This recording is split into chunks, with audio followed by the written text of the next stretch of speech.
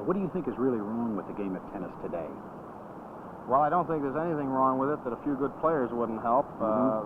We've heard an awful lot about changing the scoring system and the dimensions of the court. I think, frankly, that's not what's wrong with the game.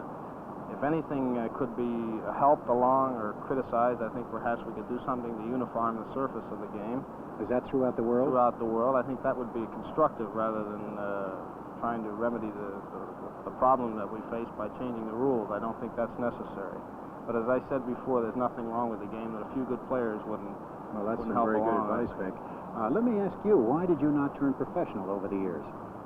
Well, Keith, everyone has their own reasons, I think, for playing any sport. Mine was never to make a living out of tennis. I've always enjoyed it as a sport.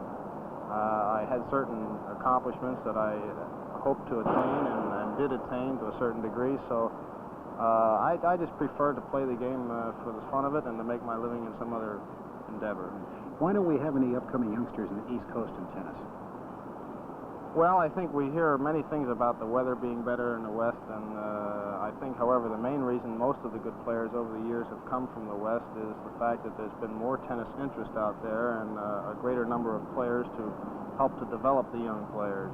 However, we have had some good players from the East in recent years, and of course a lot of the Californians are transplanted Easterners, really, so I don't think it's fair to say that we haven't had our share in recent years, at least.